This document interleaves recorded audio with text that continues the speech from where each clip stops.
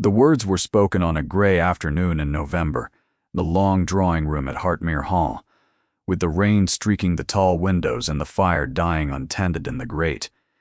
"You may leave," 3 words, delivered without heat, without hesitation, in the low, measured voice of a man who had already weighed everything and found it wanting. Farron, the 9th Duke of Hartmere, stood behind his late father's writing desk, his hands resting on the mahogany surface, his dark eyes fixed on a point somewhere beyond his wife's left shoulder. He did not look at her face. He had not truly looked at her face in weeks. Saren stood on the other side of the desk. She was still wearing her gardening gloves, the soft leather stained with soil from the rose bed she had been tending when the footman found her. She had come directly, without changing, without preparing, because the summons had carried a weight she had learned to recognize over 6 months of marriage to this silent, impenetrable man. It was the weight of a decision already made. She was not alone in the room. That was the cruelty of it. Mrs. Carvel, the woman who had governed this household since the late Duchess's death 18 years ago, stood beside the fireplace. She was not family, not by blood or by marriage, but she occupied a position in this house that was more powerful than any title. She had been the late Duchess's closest companion, brought to Hartmere as a young widow to help manage the estate. When the Duchess died, it was Eunice Carvel who had stepped into the void, raising the 2 young sons, running the house with an iron efficiency that had made her indispensable. Her hands were folded at her waist, her posture rigid, her thin mouth set in a line that might have been mistaken for sympathy by anyone who did not know her. The housekeeper, a timid woman named Paulette, hovered near the door with a tea tray no one had asked for, and beyond the half-open door, Saren could see the shadows of at least 2 footmen and a parlor maid, listening. It was a public execution dressed as a private conversation. The marriage was a mistake, Theron continued, his voice betraying nothing. I accept responsibility for the haste of it. My solicitors will draw up the terms of a formal separation. You will be provided for a house in town, a reasonable allowance. You will want for nothing. Want for nothing. Saren almost smiled at that. She had wanted for everything since the day she arrived at Hartmere. Warmth. A kind word. A single moment when her husband looked at her and saw something other than an obligation he regretted. She looked at Mrs. Carvel. The woman's eyes were bright, watchful. There was no sympathy there. There was triumph, carefully contained, but unmistakable to anyone who had been its target. This was her work. 6 months of whispered counsel, of manufactured sleights of letters, intercepted and conversation steered. 6 months of patient, meticulous poison poured into the ear of a grieving man who trusted no one but the woman who had raised him after his mother's death. Saren understood all of it. She had understood it from the first week. She pulled off her left gardening glove. Then, slowly, with a steadiness that surprised even herself, she drew the wedding ring from her finger. It was a thin band of Welsh gold, old and plain, chosen by her from the family collection because it reminded her of her mother's. She had worn it for 183 days. She set it on the desk, directly in front of him. The small click of gold on mahogany was the loudest sound in the room. She did not say a word. She did not weep. She did not plead or protest or ask him to reconsider. She simply turned, walked past the frozen Mrs. Seller, Paulette, past the staring footman, past the whispering maid, and out through the great front door of Hartmere Hall into the cold November rain. She did not look back. From the stables came a sound that made every servant in the courtyard flinch, a high, savage scream of a horse followed by the crack of splintering wood. Thorn, the Duke's brother stallion, the black beast that no groom could touch and no fence could hold, was throwing himself against the door of his stall. He had been doing it for the past hour as though he sensed something in the house that the humans were only now discovering. The head groom swore and sent a boy running for more rope. No one connected the two events. Not yet. Saren walked through the rain without haste, without direction, the water soaking through her thin morning gown and plastering her dark hair to her face. She followed the gravel drive past the formal gardens, past the stone bridge over the ornamental lake, and down the long slope towards the tenant cottages that marked the southern boundary of the park. She did not stop until she reached the last cottage, a small empty building of gray stone set into the hillside beneath a stand of ancient oaks. It had been the gamekeeper's lodge once, before the position was dissolved years ago. It was cold, damp, and forgotten. It was perfect. She pushed open the unlocked door and stepped inside. The single room smelled of damp plaster and old smoke. A narrow bed frame without a mattress stood against one wall. A blackened hearth occupied another. A cracked window looked out across the moor towards the distant gray line of the sea. Saren stood in the center of the room, dripping, shivering, entirely alone, and for the first time in 6 months allowed herself to feel the full scope of what she had done.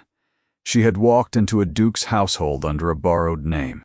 She had married a man she did not know.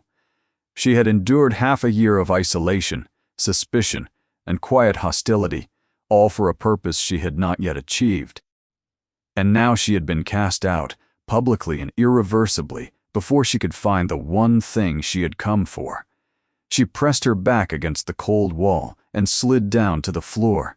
She did not cry. She had not cried since the day they buried her father, and she would not start now. Tears were a luxury for people who had someone to hear them. The arrangement had been made through a solicitor in York, a discreet and efficient man who specialized in the kind of match that benefited both parties without requiring affection. Theron needed a wife. His title demanded an heir, his estate required a feminine hand, and the scandal of remaining unmarried at 32 after inheriting the dukedom was beginning to draw comment in circles that mattered. He had no interest in courtship, no patience for the rituals of the season, and no desire to open his wounded, shuttered heart to the scrutiny of ambitious mothers and their eligible daughters. Saren needed access to Hartmere. The solicitor had presented her as Saren Pembridge, the orphan daughter of a minor country gentleman, respectable but unremarkable, with a small dowry and no connections that would complicate matters. Every word of it was true except the name. She was not Saren Pembridge. She was Saren Aldane, the only child of Emery Aldane, the finest cartographer and surveyor in the north of England, a man whose meticulous work had mapped half the estates in Yorkshire, including Hartmere itself. Emery Aldane had died 3 years earlier, leaving his daughter a substantial legacy, a prosperous surveying practice with its archive of original maps, a handsome stone house outside Whitby, and a collection of rare early atlases that any university library would have paid a fortune to acquire. Within 6 months of his death, all of it was gone. A man named Josias Carvel, a solicitor from Scarborough, had produced a revised will. It bore her father's signature, unmistakably genuine to anyone who did not know, as Saren did, that her father had injured his right hand permanently in an accident, a full year before the supposed date of signing. The will left everything to Carvel as executor, with a vague provision for the daughter that amounted to nothing. The house was sold, the practice was dissolved, the Atlas collection vanished into private hands. Saren was left with the clothes she wore and £40 in a bank account her father had opened in her name when she was a child. She had fought. She had gone to every solicitor in Whitby and Scarborough. She had written to the magistrate, to the probate court, to anyone who would listen. But Josias Carvel was thorough. His witnesses were solid. His paperwork was immaculate. And Saren was a young woman alone, with no family, no connections, and no proof beyond her own conviction that the will was forged. It was during the lowest point of her destitution, working as a governess in a cold house near Pickering, that she had found the letter. It was tucked inside a book of her father's that she had managed to keep, a battered copy of Ptolemy's geography that was too damaged to have any sale value. A letter was from her father to her, written in the careful hand of his left, the hand he had taught himself to use after the injury. "My dearest girl," it began, "if you are reading this, then I am gone, and my fears have proven justified. You must go to Hartmere Hall, in the survey room adjoining the Duke's library. Behind the panel where the county maps are stored, you will find my original field journals and the true copy of my will, signed and witnessed properly, along with certain documents that will prove beyond question what Josias Carville has done. I placed them there during my last commission for the late Duke, because Hartmere was the one place I knew Carville would never think to look. Forgive me for not telling you sooner. I hoped I was wrong about him. Hartmere." The name had burned itself into her mind, but Hartmere was a duke's private estate, sealed behind walls and gates and generations of privilege. A destitute young woman could not simply walk in and ask to search the survey room. She needed a reason to be there. She needed a right. And then the solicitor in York had mentioned quite casually that the new Duke of Hartmere was looking for a wife. The plan had been desperate, audacious, and deeply foolish. She had known it at the time. She knew it now, sitting on the cold stone floor of an abandoned cottage, with the rain hammering the roof and her marriage in ruins behind her. But it had been her only chance, and she had taken it. The wedding had been brief and businesslike, conducted in the private chapel at Hartmere with only the household staff as witnesses. Theron had spoken his vows with the flat precision of a man reading a contract. He had not kissed her. He had barely touched her hand. That evening he had retired to his library, and she had been shown to her rooms by Mrs. Praz. Carville, who had looked at her with an expression of such undisguised contempt that Saren had felt it like a physical blow. From that first night, Mrs. Carville had made it clear that the new Duchess was not welcome. The household ran according to routines established over 18 years, and no new arrival, however titled, would be permitted to disrupt them. Saren's suggestions were ignored. Her requests were delayed or forgotten. Her presence at meals was treated as an inconvenience. She was a stranger in her own home, a guest who had overstayed before she had even unpacked. And then there was Thorne. She had first seen the stallion on her third day at Hartmere. She had been walking the grounds alone, learning the geography of the estate, as she had learned everything else quietly and without drawing attention, when a sound had stopped her. A deep, raw, anguished sound from the stable yard, half whinny and half scream.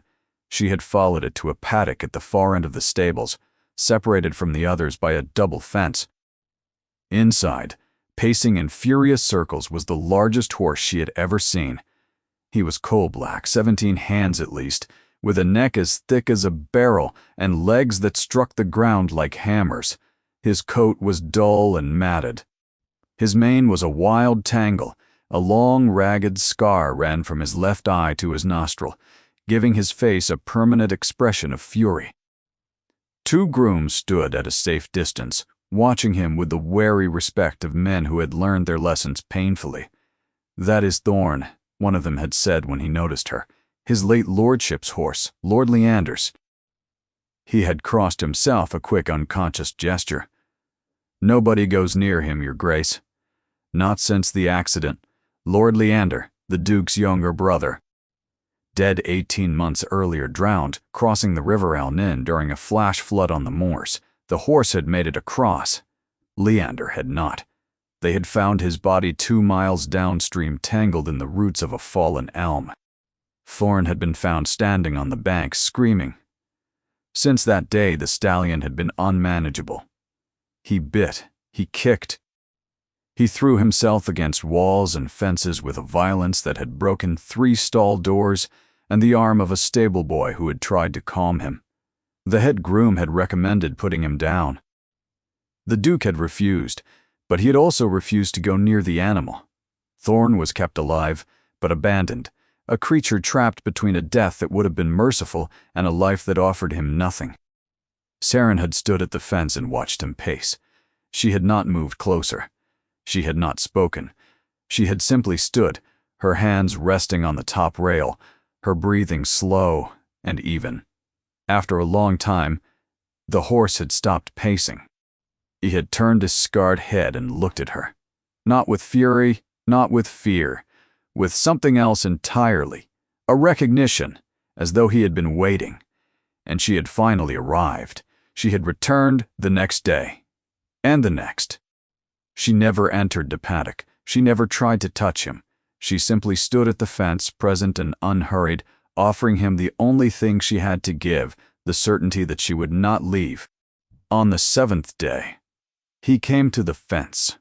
He lowered his great head over the rail and breathed against her open palm. His breath was warm and smelled of grass and grief. She had felt the tears rise then for the first time in years and had fought them back. She could not afford tears. She could not afford to feel anything at all. But the horse had seen through her, just as she had seen through him. Two broken creatures, finding in each other the one thing neither had found anywhere else. Stillness. The household had noticed. Of course they had. The grooms whispered. The maids stared. And Mrs. Bralden Carville had watched from the morning room window, her face unreadable, her eyes calculating. It was Mrs. Carville who ended it, not with a command, but with something far more effective. A quiet observation delivered at the breakfast table on a gray Tuesday morning, pitched precisely for the Duke's ears. "The grooms are talking," she said, setting down her teacup with a deliberate click. "The Duchess has been visiting the stallion again. Every afternoon, standing at the fence like a farmhand's daughter." She paused, her gaze drifting to the window as though the matter were beneath her full attention. "The men are unsettled.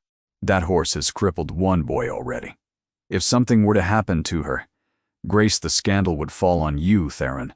People would say you could not manage your own household, your own wife." Theron said nothing. He turned a page of the estate report he was reading, his face betraying no reaction. But Saren, seated at the far end of the table with a cup of tea she had not touched, saw his jaw tighten. A barely perceptible movement, but she had learned to read him in fractions.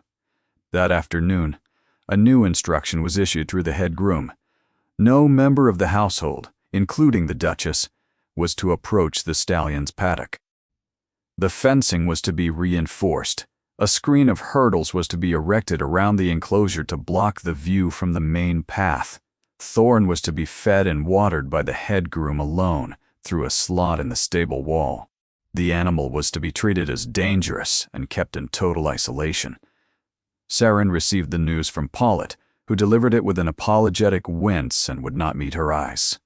She listened without expression. She thanked the housekeeper and returned to her needlework in the morning room, her hands steady, her face composed. She did not go to the paddock that afternoon. She did not go the next day, or the day after that. On the 3rd day, she was arranging flowers in the entrance hall when she heard it. The screaming, Thorn's voice, raw and savage, rising from the stables and carrying through the cold air, like something torn from the earth itself. It went on and on, a sound so full of bewildered fury that the footman beside her dropped a vase and the kitchen maid burst into tears. The horse was throwing himself against the reinforced walls of his stall. The crack of hoof against timber echoed across the courtyard like gunfire. Saren set down her shears. She placed both hands flat on the table and closed her eyes. Every instinct in her body was pulling her towards the stable yard. She could feel it in her chest, a physical ache, as though an invisible cord between herself and the animal was being stretched to its breaking point. She did not move.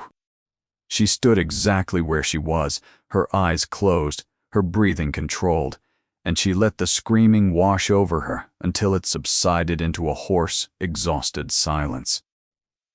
When she opened her eyes, Theron was standing at the top of the main staircase, looking down at her. He had come out of the library at the sound.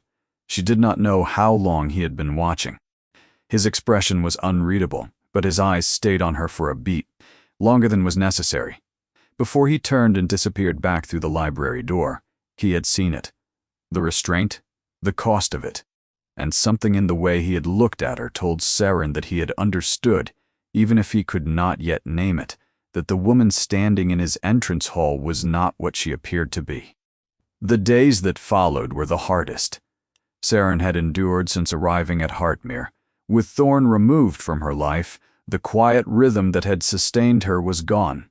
The afternoons that had once held purpose now stretched before her like empty corridors, and Mrs. Carvel filled every one of them. The campaign was elegant in its cruelty. It did not look like persecution. It looked like management. Saren was given responsibilities that consumed her time entirely, but granted her no authority. She was asked to oversee the linen inventory, a task that required her to spend hours in the cold storage rooms on the north side of the house, far from the library wing. She was tasked with reviewing the menus for a series of dinner parties that Mrs. Carvel then canceled without explanation. She was assigned to catalog the china in the butler's pantry, a room so small and airless that by the end of each day her head pounded and her vision swam. Every task was positioned as a kindness. Mrs. Carvel would present each one with a thin smile and a solicitous tone. "I thought this might help you settle in, my dear. A duchess should know her household, and every task was designed to achieve one thing: to keep Saren as far as possible from the survey room adjoining the library. She had located the room in her second week at Hartmere. It was a narrow chamber behind a paneled door on the ground floor, accessible through the library or through a separate entrance from the service corridor. It contained the estate's maps, survey records, and architectural plans, stored in wide, shallow drawers and rolled in leather tubes on the upper shelves. She had managed to enter it, twice, both times briefly, both times under the pretense of idle curiosity about the house's history. She had found the panel her father described. She had not had time to open it. Now she could not get near it. Mrs. Carvel seemed to have an instinct for Saren's movements that bordered on the uncanny. Every time she drifted towards the library wing, a task materialized. A visitor required greeting. A letter needed writing. The gardener had a question about the borders. It was as if the woman had mapped the house around Saren's intentions and constructed a maze of obligations that led everywhere except where she needed to go. The isolation deepened. The staff, who had been cautiously welcoming in Saren's first weeks, pulled away under Mrs. Carvel's influence. Conversations ceased when she entered a room. Her requests were met with a polite blankness that was worse than refusal. She ate alone, more often than not, Theron preferring the library and Mrs. Carvel taking trays in her own suite of rooms. At night, lying in her bed in the vast cold chamber she had been given, she could sometimes hear Thorn. Not the wild screaming of those first days, but something worse.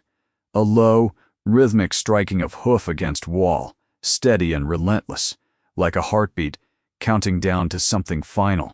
The sound carried through the stone walls of the house like a pulse, and she would lie awake listening to it, her hands clenched at her sides, willing herself not to go to him.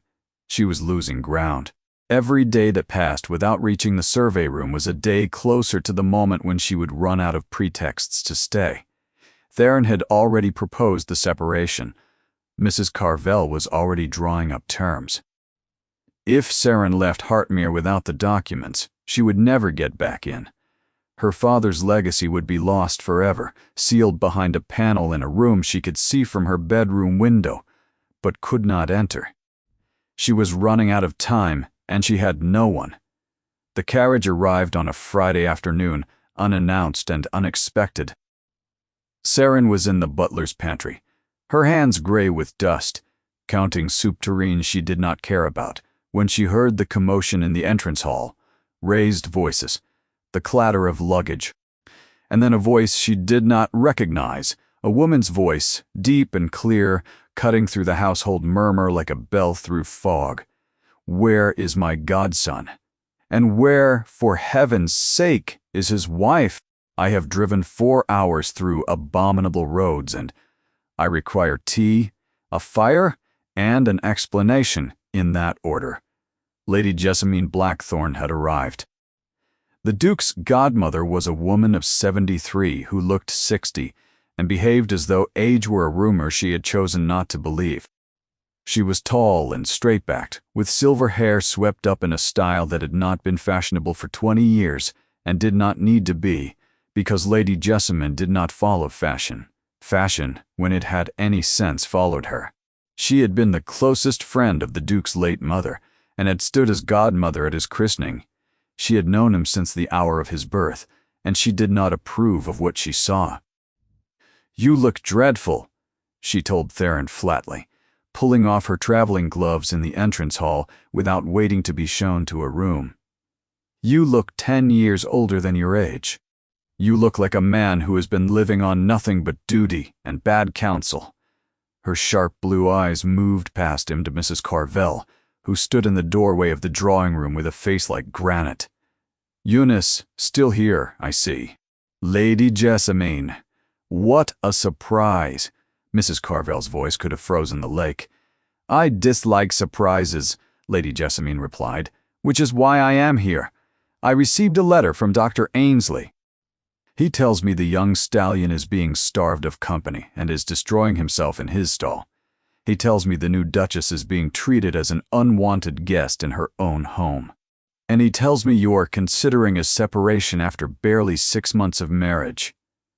She looked at Theron with an expression that held both fury and sorrow. "Your mother would be ashamed." Theron's face went white. It was the only reaction he showed, but it was enough. Saren, who had come quietly into the hall and stood near the foot of the staircase, her dusty hands hidden behind her back, saw the blow land. Lady Jessamine saw her and stopped. For a long moment, the old woman simply looked at her. Saren felt the gaze like a physical examination, thorough, probing, and entirely without malice. It was the look of a woman who had spent 7 decades reading people and had become very good at it. "You must be Saren," she said, her voice softened by a degree. "Come closer, child." Saren crossed the hall. She was conscious of her appearance, the dusty gown, the ink-stained fingers, the shadows beneath her eyes. She curtsied. Lady Jessamine took her chin gently and tilted her face towards the light from the tall windows. She studied her for a moment, then released her. "Theron," she said, not looking away from Saren's face, "this woman has not been eating enough. She has not been sleeping. And unless I am very much mistaken, she has been crying, though not where anyone can see." She turned to her godson. "What have you done?" "I have done nothing," Theron said stiffly. "Precisely," Lady Jessamine replied. "That is exactly the problem." She took Saren's arm, tucked it firmly through her own, and steered her towards the drawing room. "Come, we will have tea. You will tell me everything, and I will listen, which is apparently more than anyone in this house has managed." Mrs. Carvel moved to follow. Lady Jessamine stopped her with a single raised hand without turning around. "Not you, Eunice. I wish to speak with my goddaughter privately." The word landed like a stone in still water. Goddaughter. It was not accurate in any formal sense, but Lady Jessamine had chosen it deliberately. It was a declaration of allegiance, a claim of protection, spoken in front of the Duke and every servant within earshot. Mrs. Carvel's mouth opened, then closed. Her eyes, dark and sharp, followed Saren into the drawing room with an expression that had moved beyond hostility into something colder and more dangerous. Behind the closed door, Lady Jessamine sat Saren down by the fire, poured the tea herself, and fixed her with a gaze that was both gentle and absolutely unyielding. "Now," she said, "tell me why a woman with your bearing, your composure, and your hands, which are not the hands of a country gentleman's daughter, no matter what you told the solicitor, agreed to marry a man she had never met, in a house she had no connection to, in a county she clearly did not grow up in." She sipped her tea. "And please, do not insult us both with a comfortable answer." Saren held the teacup in both hands. The warmth of it spread through her fingers, through her palms, into the cold hollow of her chest where she had stored every unsaid thing for 3 years. She wanted to speak. The pressure of silence, of performing, of being Saren Pembridge, the mild and unremarkable bride, was a weight she was no longer sure she could carry. This woman saw her, not the disguise, not the role, but her. The real shape of her, visible through the cracks that 6 months of isolation had opened. "I cannot tell you everything," Saren said quietly. "Not yet. There are things I must do first, things that depend on my being here." Lady Jessamine watched her for a long moment. "You are in danger, not from anyone who would harm me with their hands. The other kind is worse," the old woman said. She set down her cup. "I will not press you, but I will tell you this. I knew Theron's mother. She was the finest woman I ever met, and she married a difficult man in a difficult house, and she survived it through sheer force of character. I see that same force in you, buried under whatever it is you are carrying." She reached across and placed her hand over Saren's. "You are not alone, not anymore. Whatever you need, whenever you are ready, I am here." Saren's composure, the wall she had built brick by careful brick over 3 years of loss and silence, trembled. She did not let it fall, but for the first time in longer than she could remember, someone had offered her a hand, and she had not needed to reach for it. In the corridor outside, Theron stood with his back against the wall, his eyes closed. He had not entered the drawing room. He had not intended to listen. But the house was old and the walls were not as thick as their inhabitants pretended, and he had heard his godmother's question, and he had heard the silence that followed it. "There are things I must do first. Things that depend on my being here." The words turned in his mind like a key in a lock he had not known existed. His wife had not married him for his title. She had not married him for his wealth or his station. She had married him for his house. She needed something that was inside Hartmere. The realization should have made him angry. It should have confirmed every suspicion Mrs. Carvel had planted. Instead, standing in the corridor with the rain running down the windows and the distant sound of the stallion's hooves beating against the stable wall, the Duke of Hartmere felt something far more unsettling than anger. He felt certain for the first time in their marriage that he had been wrong about everything. Lady Jessamine's visit lasted 4 days.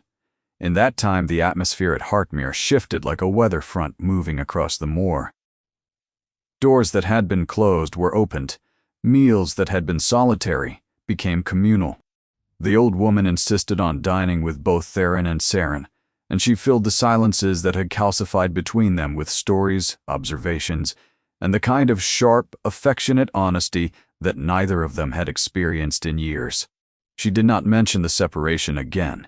Neither did Theron. On the second evening, Lady Jessamine asked to see the stallion.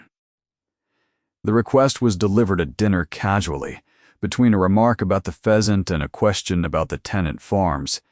Theron set down his fork. "The horse is dangerous," he said. "I cannot allow it." "You cannot allow your 73-year-old godmother to look at a horse through a fence?" Lady Jessamine raised an eyebrow.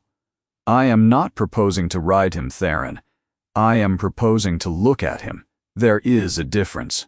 They went the following morning, all 3 of them, with the head groom walking ahead and 2 stable boys trailing behind at a nervous distance. The hurdle screen had been erected around the paddock, but Lady Jessamine instructed the groom to pull a section aside. He looked at the Duke. Theron nodded, his jaw tight. The screen came down, and there was Thorn. Saren had not seen him in nearly 3 weeks. The change was devastating. His coat, which had been dull before, was now rough and staring, the hair standing up in brittle tufts. His ribs showed through his flanks like the hull of a wrecked ship. His eyes, which had once held that fierce intelligence, were flat and empty. He stood in the center of the paddock, not pacing, not screaming, just standing. He had stopped fighting. He had stopped everything. Lady Jessamine looked at the horse for a long time. Then she looked at Theron. "That animal is dying," she said. Her voice was not angry. It was quiet and absolutely certain. "Not from disease, not from injury, from loneliness. You have taken away the one thing that was keeping him alive, and you have replaced it with nothing." She paused. "Does that remind you of anyone?" Theron said nothing. His face was stone. "Your brother loved that horse," Lady Jessamine continued, "and that horse loved your brother. When Leander died, the animal lost its reason for living, and then something remarkable happened. Something found him again, or rather someone." She looked at Saren, who stood a few feet away, her hands gripping the fence rail, her knuckles white. "And you took her away from him because Eunice told you it was unseemly. She told me it was dangerous." "Eunice Carvel has never been within 10 feet of a horse in her life," Lady Jessamine said. "She does not care about danger. She cares about control. And anything she cannot control, she destroys." The old woman turned and walked back towards the house, leaving the Duke and his wife standing at the fence in a silence that felt like the space between a question and an answer that had not yet been spoken. Saren did not move. She could not. Thorn had lifted his head at the sound of voices, and now he was looking at her, just looking, with those flat, vacant eyes that had once held fire. She could feel his gaze on her skin like a cold hand, and she understood with a certainty that went beyond words that if she walked away now, the horse would not survive the week. She heard Theron's boots on the gravel behind her. He came to the fence and stood beside her, not touching, not speaking. For a long moment they both looked at the ruined animal in the paddock. "If I lifted the restriction," he said at last, his voice low and rough, "would you come back to him?" "Every day," she said. She did not look at her husband. She did not trust herself to. He nodded once, then he turned and walked away. That afternoon, the hurdle screen was removed, the instruction to the grooms was rescinded, and Saren returned to the fence. Thorn did not come to her, not that day. He stood at the far side of the paddock, his head low, his tail limp, and watched her with those deadened eyes. She stood for an hour, then 2, the cold wind cutting through her shawl, her feet numb in the wet grass. She did not move. She did not call to him, she simply waited. On the second day he took 3 steps towards her before stopping. On the third day he crossed the paddock and stood 6 feet from the fence, his nostrils flaring, testing the air.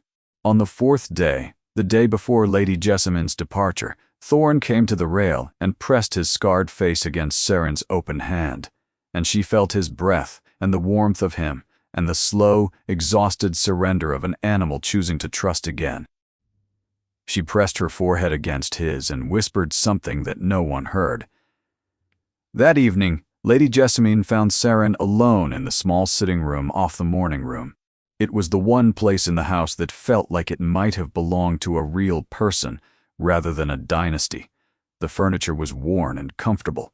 A shelf held a collection of watercolors painted by the late Duchess. The fire was lit and the curtains were drawn, and for the first time since arriving at Hartmere, Saren felt something close to warmth. Lady Jessamine closed the door behind her and sat in the chair opposite without ceremony. "I leave tomorrow," she said, "and I find myself unwilling to go without saying something I have been weighing for 3 days. Saren looked up from her book. "I have watched you very carefully," the old woman said. "I have watched the way you move through this house. You do not move like a woman who married for security.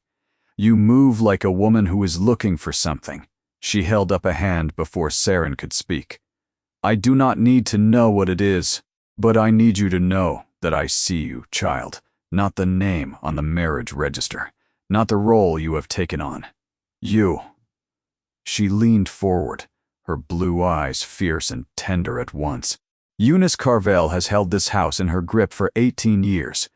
She raised those boys, and she believes that gives her ownership of them. She is wrong, but she will not surrender willingly. Whatever you are here to do, she will try to stop you." Lady Jessamine paused. "When that moment comes, and it will come, you must not face it alone. Write to me. Send word through Dr. Ainsley if the post is not safe. I will come." Saren felt her throat close.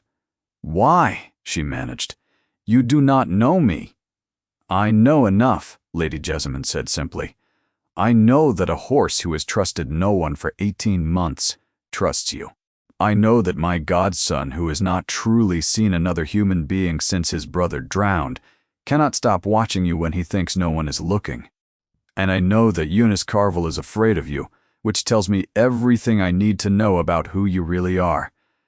She stood and smoothed her skirt. "Good night, my dear. Remember what I said. You are not alone." She left the room.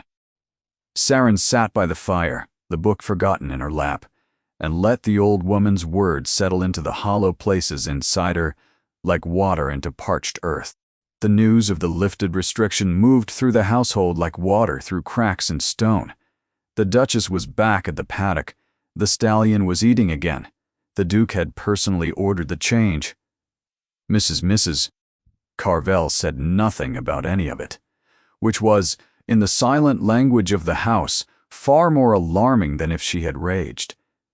Lady Jessamine departed the following morning with a private word for Theron in the entrance hall. Saren did not hear it, but she saw its effect. The Duke's face, which had been locked in its habitual reserve for the entirety of the visit, showed a flicker of something raw and undefended. It lasted less than a second before the reserve returned, but Saren saw it, and she understood that whatever his godmother had said to him, it had drawn blood. What Lady Jessamine had said was this: "Your mother married your father because she loved him. She stayed because she believed he could be better than he was. She was right. Do not make me wrong about you." That evening, after the household had retired, Theron did something he had not done in the 6 months of his marriage. He went looking for information about his wife. He began in the library with the marriage documents his solicitor had filed. The name was Pembridge, the home parish was given as Easingwold, the father was listed as deceased, a gentleman of modest means. It was sparse, unremarkable, and it told him nothing. He sat at his desk and thought about what he knew. A woman who was not afraid of a violent horse. A woman who moved through his house with a contained, deliberate alertness, as though she were mapping it. A woman who had married a stranger for reasons that had nothing to do with love or money or station. A woman who needed something inside Hartmere. He thought about the survey room. He had noticed weeks ago that the door was sometimes slightly ajar when he entered the library in the mornings. He had thought it was the draft. Now, he was not sure. He rose from his desk and walked to the survey room. He opened the door and stood in the narrow space looking at the shelves of maps and plans. His father had commissioned extensive surveys of the estate over the years. The records were meticulous. He pulled open a drawer and leafed through the documents, looking not for a map, but for a name. He found it in the third drawer. A commission record, dated 20 years earlier, for a comprehensive boundary and topographical survey of the Hartmere estate. The surveyor's name was Emery Aldane of Whitby. Aldane. He did not recognize it, but something about it snagged in his memory. A conversation with his father, years ago, about a brilliant cartographer who had mapped the estate so precisely that the Ordnance Survey had requested copies. He returned to the library and wrote a letter to his solicitor in York. He described his wife as he now saw her bearing, her education, her careful avoidance of certain topics. He asked the man to make discreet enquiries about any family named Aldane in the Whitby area, about any disputed inheritance involving a young woman left destitute. He also asked, almost as an afterthought, for any information about a solicitor in Scarborough named Carville. He underlined the name twice. He sealed the letter and set it aside for the Morning Post. Then he sat in the darkness of his library staring at nothing, and allowed himself to feel the full weight of what he might have done. If his wife was connected to the surveyor, if she had come to Hartmere for a reason, if Mrs. Arig Carville, whose maiden name was also Carville, was connected to whatever had driven this woman to such desperate measures, the coincidence was too precise to be a coincidence. And for the first time, the Duke of Hartmere began to be afraid, not of his wife, but for her. The reply from the solicitor arrived 4 days later. Theron read it in the library with the door locked. The report was thorough. Emery Aldane, cartographer and surveyor, deceased 3 years. Left a daughter, Saren Aldane, sole heir to a substantial estate including a property near Whitby, and a valuable collection of early atlases. Estate contested after death. A revised will produced by one Josias Carville, solicitor, Scarborough, leaving everything to Carville as executor. Daughter left destitute. Daughter's whereabouts currently unknown. Josias Carville, brother of Eunice Carville. Theron set the letter down. He felt the blood drain from his face as the full architecture of the deception revealed itself. Not Saren's deception, which now struck him as an act of extraordinary courage, but the other one. The deeper, older, more deliberate fraud that had been woven through his household for years. Mrs. Carville had not come to Hartmere because she loved his mother. She had come because her brother needed a position of influence in a great house. A house whose master would trust her without question. A house where inconvenient documents might be safely buried or conveniently destroyed. He thought of Saren, standing at the paddock fence in the cold, sitting alone at his dinner table, cataloging china in a windowless room while the woman who had helped steal her life gave the orders. And he, Theron, master of this house, protector of everyone within its walls, had told her to leave. He stood up. His hands were shaking, not with anger, though the anger was there, coiled tight and dangerous beneath his ribs. His hands were shaking because for the first time in his adult life, the Duke of Hartmere was ashamed. He did not confront Mrs. Carville. Not yet. He needed more. He needed the proof that Saren had come here to find. He went to the survey room and began to search. He knew the room well. He had played in it as a child while his father worked at the library desk. He remembered the drawers, the maps, the rolled plans in their leather tubes. But he had never examined the walls themselves. Now he did, running his hands along the wainscoting, tapping the panels, pressing the moldings. He worked systematically, starting from the door and moving clockwise. He found the hidden catch behind the upper rail of the third panel from the left. The brass lever was stiff, but it yielded to his grip with a reluctant click. The panel swung inward. The cavity behind it was empty. Darren stared at the vacant space. A thin layer of dust coated the shelf, and in the dust, he could see the clear outline of where something had recently been removed. A rectangular shape, the size of a folio. The dust around the edges was undisturbed, but the center was clean. Someone had been here before him recently. Tonight, perhaps. His first thought was Saren. His second, colder thought was Mrs. Carville. That night, Saren could not sleep. She had felt a change in the house all day, a tension that had nothing to do with her, and everything to do with forces moving beneath the surface. Mrs. Carville had been absent from dinner. Theron had been distracted, his gaze turning inward, his responses to conversation delayed and mechanical. Something had shifted, and she did not know what. She had to reach the survey room. She had delayed too long. Every night she postponed was another night for the documents to be discovered, moved, or destroyed. Mrs. Carville's silence, since Lady Jessamine's visit, had been too complete, too controlled. The woman was planning something, and Saren could feel it the way she could feel a change in the weather, a pressure in the air that preceded a storm. Saren waited until the house had been silent for an hour. Then she rose, dressed in her darkest gown without lighting a candle, and eased open her bedroom door. The corridor was black. She moved through it from memory, counting doors and turns, her stockinged feet silent on the runner. She carried no light. She knew the way. Down the main staircase, her hand on the banister, each step placed with the precision of a woman who had spent 6 months memorizing every creak and groan in the ancient floorboards. Through the entrance hall, where the moonlight through the fanlight above the front door threw a pale silver arc across the flagstones, past the drawing room, the morning room, the music room that no one used, to the library door. It was closed but not locked. She turned the handle and slipped inside. The library at Hartmere was a long, high-ceilinged room lined with books on 3 sides, with tall windows on the 4th that looked out over the south terrace and the park beyond.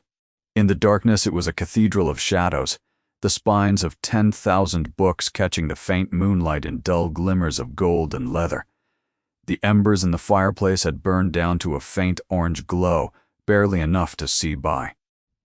The survey room was at the far end through a narrow door set into the paneling between 2 bookcases. Saren crossed the library on feet that made no sound. She reached the paneled door and pressed the latch. It opened with a soft click that sounded, in the silence, like a pistol shot. She stepped inside and pulled the door almost closed behind her, leaving a crack for the faint light from the library windows. The survey room was small, perhaps 10 feet by 12, lined with shallow wooden drawers and shelves of rolled maps. It smelled of old paper and linseed oil, the scent of her father's workshop, and the familiarity of it hit her so hard she had to brace herself against the nearest cabinet. She found the panel by touch. It was on the far wall, behind the drawer unit that held the county survey maps. Her father had described it precisely. A section of wainscoting, 3 panels from the left, with a hidden catch behind the molding on the upper rail. Her fingers found the molding, traced its length, and located the catch.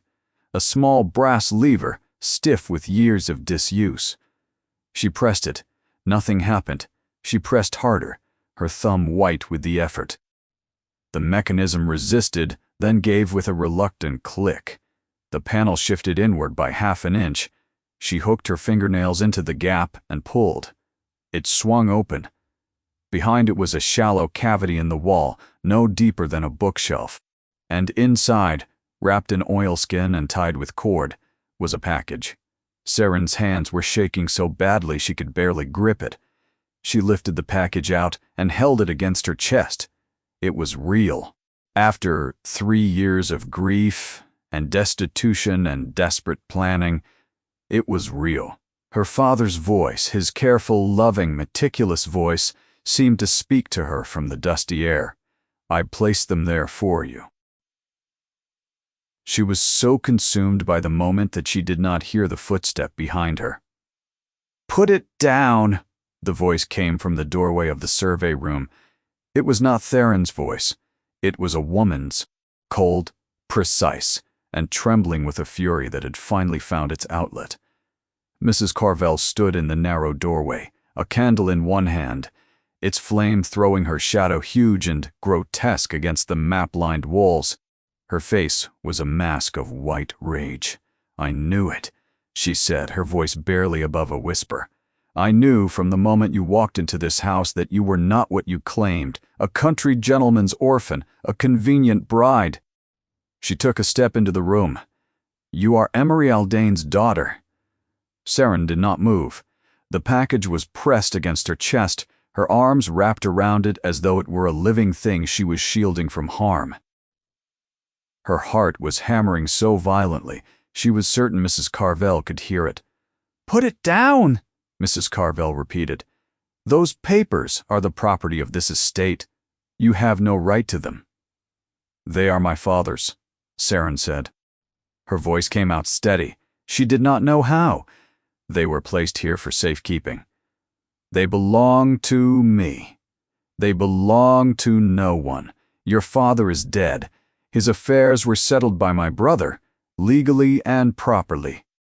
Whatever fantasies you have constructed to justify this burglary, they are nothing but the delusions of a bitter, grasping girl who could not accept that her father left her nothing because she deserved nothing." The words were designed to wound, and they did. Saren felt each one like a blade slipped between her ribs. But she did not flinch. She had been cut before. She had survived worse than words. "Your brother forged a will," Saren said quietly. "He stole my inheritance. He destroyed my life. And you knew. You have known from the beginning." Mrs. Carvel's face changed. The fury was still there, but beneath it, something shifted. A flicker of fear.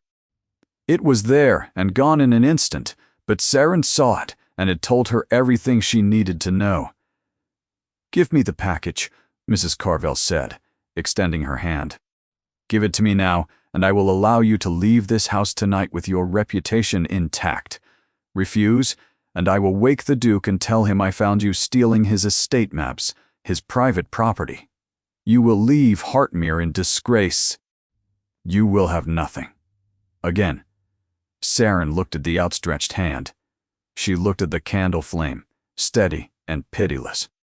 She looked at the face of the woman who had orchestrated her isolation, her humiliation, and if she had her way, her destruction. "No," Saren said. The word hung in the air between them. Mrs. Carvel's expression hardened into something beyond anger. She turned and strode from the survey room, her candle flame guttering with the speed of her movement. "Theron!" she called out as she crossed the library, her voice rising, all pretense of control abandoned. "Theron, come at once. She is stealing the estate maps. I caught her taking documents from the survey room." Saren stood in the survey room, the package in her arms, and listened to the sound of Mrs. Carvel's footsteps receding through the house and the distant rising echo of her voice calling for the Duke. She could run. She could take the package and flee into the night. She could be off the estate before dawn. But she did not move. She was tired of running. She was tired of hiding, of pretending, of being someone she was not. If this was the end, she would meet it here, in the room where her father had left his last gift for her. Surrounded by the maps he had drawn with his own hands, she walked out of the survey room and into the library. She set the package on the Duke's desk.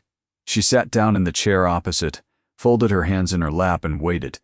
The Duke arrived in minutes. He came through the library door in his shirt sleeves, his hair disordered, a lamp in his hand.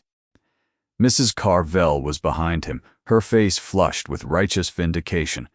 Behind her, drawn by the commotion, came Pollitt, 2 footmen, and the cook, a small audience for what Mrs. Carvel clearly intended to be a public unmasking. Theron stopped when he saw Saren. She was sitting in the chair before his desk, perfectly composed, her hands folded, the oilskin package in front of her. She was not cowering. She was not weeping. She was waiting for him with the quiet, steady dignity that he had first recognized in her on the day she had stood at the paddock fence and done nothing but be still. She was in the survey room, Mrs. Pratt. Carvel said, her voice high and breathless. "Stealing the estate maps. I caught her red-handed. She has been planning this from the beginning, Theron. She married you to gain access to the house, and now she is stealing from it. She is a fraud and a thief, and she must be removed immediately." Theron set the lamp on the desk. Its light fell on the oilskin package, on Saren's still hands, on the waiting expression on her face. He looked at the package. Then he looked at Mrs. Carvel.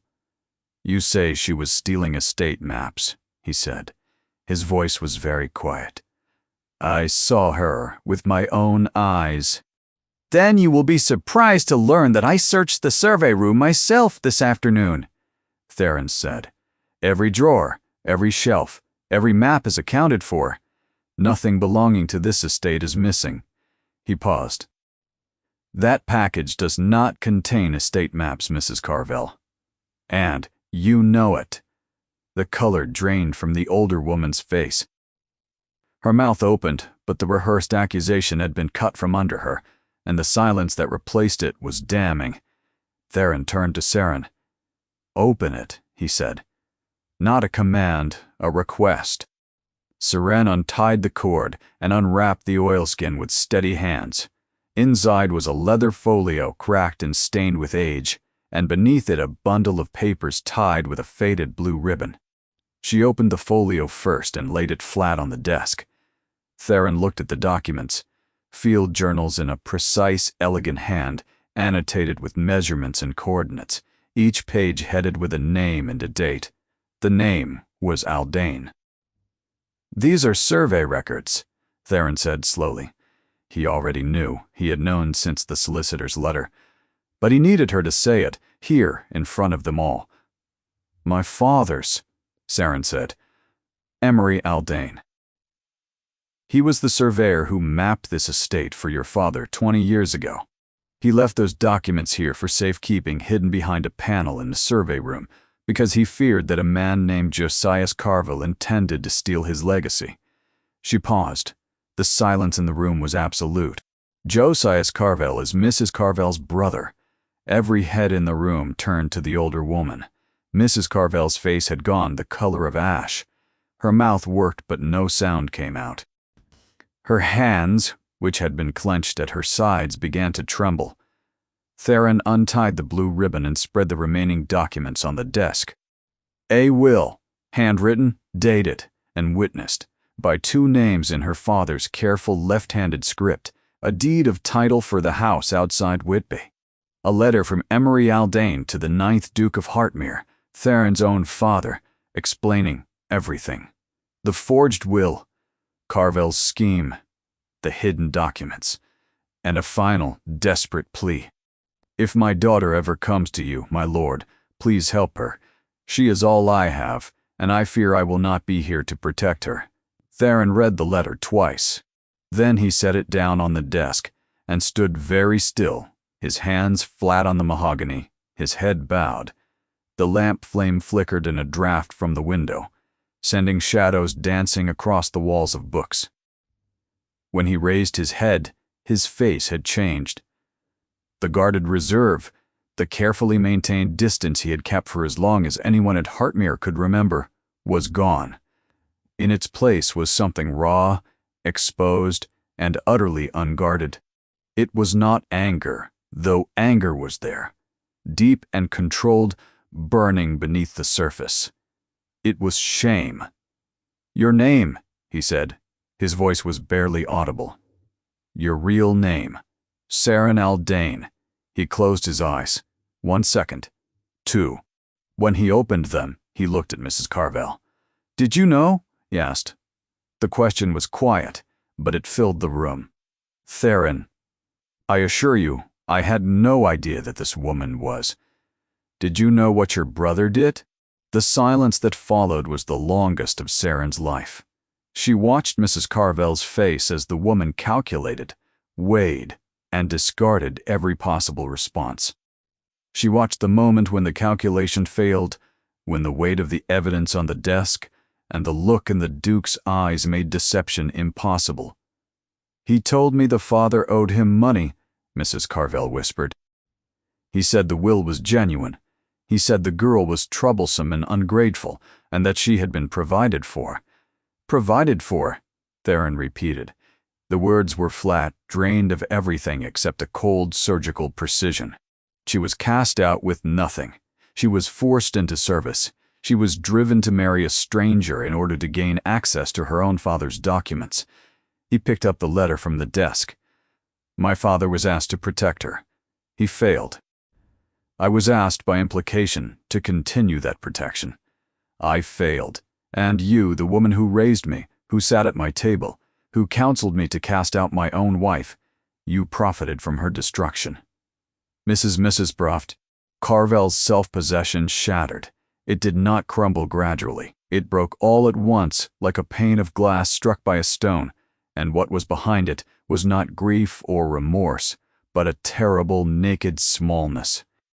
She had built her life on authority, on control, on the unassailable certainty of her position in this house, and in the space of 5 minutes, it had been taken from her completely.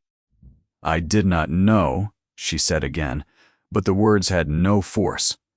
They fell into the silence and lay there, empty and unconvincing. Theron turned to Theron. When he spoke, his voice was different. The coldness was gone. In its place was something she had never heard from him before, a gentleness, so careful and so deliberate that it was almost painful to hear. "Miss Aldane," he said. It was the first time he had spoken her true name, and he spoke it as though he were handling something fragile and infinitely valuable. "These documents are yours. This house owes you a debt that I do not know how to repay. You came here seeking justice, and you found nothing but cruelty, disguised as order." He paused. "I was part of that cruelty. I saw only what I was shown, and I did not look further. For that I am deeply sorry." Theron could not speak. The tears she had held behind a wall of discipline for 3 years were pressing against her eyes, her throat, her chest, with a force that was beyond her power to contain. She pressed her lips together and breathed through her nose and held on, because she was not finished. Not yet. And she would not let Mrs. Carvel see her break. Theron looked at the small crowd of servants gathered at the library door. Pullet, the footman, the cook. Their faces were pale with shock. He addressed them directly. "The woman you have known as the Duchess of Hartmere is Saren Aldane, the daughter of Emery Aldane, who served this family with honor, and whose legacy was stolen from him by fraud. Miss Aldane entered this house to recover what was rightfully hers. She has done nothing wrong. She has been wronged." He let the words settle. "You will treat her with the respect she is owed. That is not a request." Then he turned back to Mrs. Carvel. The older woman had not moved. She stood in the center of the room like a figure in a painting, rigid, colorless, diminished. "You will leave Hartmere tomorrow," Theron said. His voice was weary now. The anger banked down into something heavier and sadder. "I will arrange for a cottage on the northern estate. You will have a pension sufficient for your needs. You will have no contact with your brother. If I discover that Josias Carvel has been warned, assisted, or communicated with in any way, the pension will cease and the matter will be referred to the magistrate." He paused and looked at Saren. Something passed between them in that look, a question asked and answered without words. "This is more mercy than you showed Miss Aldane," he said, turning back to Mrs. Carvel. "I extend it not because you deserve it, but because the woman you tried to destroy is better than the punishment I would choose." Mrs. Carvel made a sound. It was not a word. It was not a sob. It was the sound of a structure collapsing inward, of a life built on control meeting the one force it could not withstand. She turned and walked from the room without speaking. Pullet followed her, and the footman, and the cook, until the library was empty, except for the Duke, the woman who had been his wife under a borrowed name, and the truth that lay spread across his desk in faded ink and yellowed paper. For a long time neither of them spoke. The lamp burned steadily. The fire had gone out entirely, and the room was cold. "I am sorry," Saren said at last. Her voice was thick, cracked at the edges, but it did not break. "For the deception, for the false name, for all of it, I did not know another way." Theron shook his head slowly. "You have nothing to apologize for. You did what you had to do. The failure was mine." He looked down at the letter on the desk, at the careful, painstaking handwriting of a man who had loved his daughter enough to plan for a future he would not see. "Your father trusted mine, and I repaid that trust by posting you in a coal pantry to count soup tureens while the woman who helped steal your life gave the orders." A sound escaped Saren then, half a laugh and half something broken. The absurdity of it, the soup tureens, the china catalogs, the mildewed linens, all of it suddenly ridiculous and terrible and unbearable. She pressed her hand to her mouth and closed her eyes, and the tears came at last, silent and unstoppable, rolling down her cheeks and falling onto her folded hands. Theron watched her cry. He did not move to comfort her. He did not offer a handkerchief or a platitude. He simply stood on the other side of the desk, his own eyes bright, his own composure held together by nothing but will, and let her have the moment she had earned.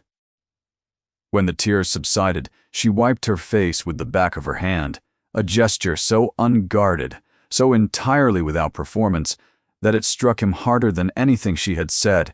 "What happens now?" she asked. He looked at her for a long moment. "Now," he said quietly, "we find out who we are, without the lies, without the masks, without Mrs. Carvel or her brother, or the weight of all the things we have both been carrying." He pushed the folio of documents towards her across the desk. "These are yours. Take them. Your solicitor will know what to do. Your father's house, his practice, his collection, they will be recovered. I will insure it personally." She reached for the folio. Her fingers brushed the leather, and she stopped. "And us," she said. The question was barely a whisper. Theron was silent for what felt like a very long time. When he spoke, the words came slowly, as though each one cost him something. "I told you that you may leave," he said. "Those were the worst words I have ever spoken. I said them because I was told you were a burden, and I believed it because believing it was easier than looking at my own grief and my own failure." He paused. "I will not ask you to stay. I have no right. But I need you to know that the man who said those words is not the man standing in front of you now." Saran looked at him across the desk. The lamp between them cast his face in golden shadow, and she saw in it for the first time not the cold authority of a man who had sealed himself away from feeling, but the face of someone who had been as lost and as lonely as she had, and who was only now beginning to understand it. She did not answer his unspoken question. It was too soon. The ground between them was too new, too raw, too full of things that needed time before they could bear the weight of words. But she did not leave. She stayed in the chair, her hands resting on the folio that held her father's last gift, and she let the silence between them be not empty, but full of the first fragile, terrifying possibility that everything might still be all right. From the stable yard, carried on the still night air, through the open library window, came a sound, not a scream, not the savage, anguished cry that had haunted the house for months. It was a low, deep nicker, the sound a horse makes when it is calm, when it is fed and warm, and knows that morning is coming.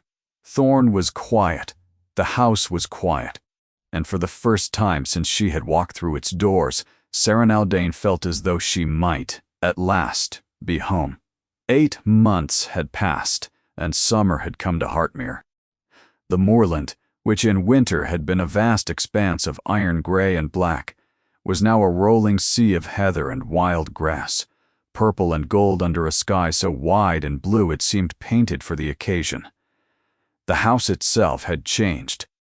The heavy curtains in the south-facing rooms had been pulled back and tied with cords that Saran had chosen herself, letting the light flood in and reach the corners that had been dark for years. Fresh flowers stood in the entrance hall, the morning room, the library. The windows were open, the house breathed. Saran stood in the survey room, carefully returning a rolled map to its shelf. She was no longer the Duchess of Hartmere, not in the way the title had originally been conferred. The marriage entered into under a false name had been quietly annulled through Theron's solicitors 3 months earlier. It had been her decision, and he had agreed without argument, though she had seen what the agreement cost him in the way he held himself very still when the papers were signed, as though absorbing a blow he had known was coming.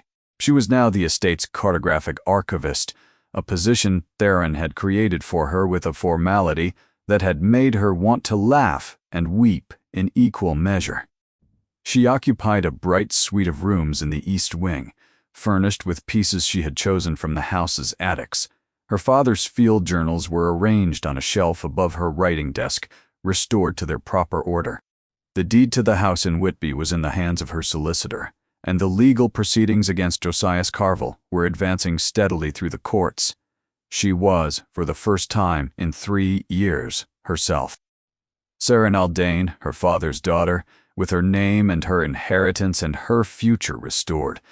The household itself had healed in ways she had not expected. A new woman, Mrs. Stett. Roscoe now managed the house, a calm and generous soul whom Saran had recommended after corresponding with Lady Jessamine. The staff, freed from the rigid atmosphere that Mrs. Carville had maintained for nearly 2 decades, had opened like flowers after a long frost. Paulette smiled now. The cook sang in the kitchen. The footman no longer walked the corridors as though crossing a minefield. The change was not dramatic, but it was deep, and it touched every room and every person in the house. And Saran she had come to understand, profoundly, in love, with a man who had once told her to leave, and had spent every day since trying to deserve the fact that she had not. Theron had changed. The transformation was not dramatic. He was still serious, still formal, still given to long silences and a tendency to express feeling through action rather than words. But the coldness was gone. The armor had cracked that night in the library and had never been reassembled. He smiled now. Not often, not broadly, but with a quiet warmth that reached his eyes and softened the sharp planes of his face into something unexpectedly gentle. He had taken to walking the estate in the mornings, something he had not done since Leander's death. He visited the tenants. He spoke to the grooms. He stood at the paddock fence and watched Thorn, who was now sleek and glossy and insufferably proud of himself, canter across the grass with the energy of a horse half his age. And on these walks, more often than not, he found a reason to pass by the survey room, to pause at the door, to ask Saren a question about a boundary line or a field name that they both knew he did not need answered. They were careful with each other. The history between them was too complicated, too layered with deception and pain, and the slow, difficult work of trust to be rushed. But the careful distance they maintained was charged with something that neither of them could ignore. A glance held a beat too long. A hand offered to help her down a step, withdrawn a fraction too slowly. A conversation about cartography that somehow became a conversation about loneliness, and then about hope, and then about nothing at all, because the silence between them had become a language of its own. It was Lady Jessamine, naturally, who forced the issue. She arrived for a second visit in late July, took one look at the two of them at dinner, and announced over the pudding course that she had never seen two people more obviously in love and more ridiculously determined to pretend otherwise. "You have annulled a marriage in order to begin a courtship," she said, helping herself to more syllabub, "which is, I believe, the most Theron thing that has ever happened. For heaven's sake, take the woman for a walk and tell her what every person in this household already knows." Theron had gone very red.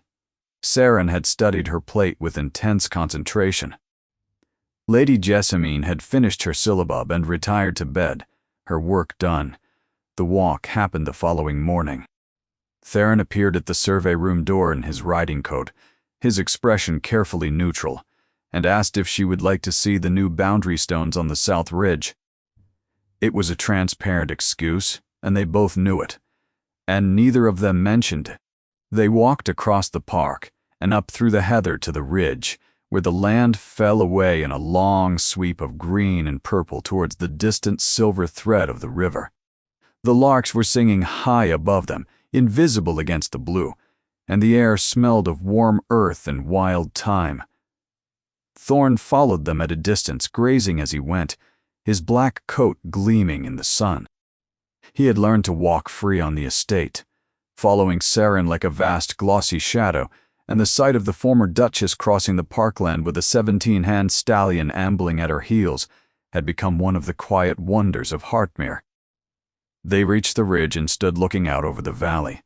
The boundary stones were there, new and white against the dark earth. Neither of them looked at them. "I have been trying to find the right words," Theron said. He was looking at the horizon, his profile sharp against the sky. "I have been trying for weeks. I have drafted letters. I have rehearsed speeches. None of them were adequate." "You do not need a speech," Saren said. "No," he agreed. He turned to face her. His dark eyes, which had once been so closed and so guarded, were open now, and what she saw in them was not the careful reserve of a duke or the wary caution of a man who had been hurt. It was simply love, undecorated, undefended, and entirely without conditions. "I told you to leave," he said. "You put your ring on my desk, and you walked into the rain, and you did not look back, and I let you go. I stood at my window and I watched you walk away, and I did nothing, because I was a fool and a coward, and I believed a woman who told me that you were not worth keeping." He took a breath. "I have spent every day since then trying to become a man who is worth your staying." Saren looked at him. The wind was blowing her hair across her face, and the heather was bright around them, and the horse was standing a few yards away with his ears pricked forward, watching them both with the patient, knowing gaze of an animal who understood things that humans took far too long to learn. "You told me I may leave," she said. "And I did. I left the woman I was pretending to be.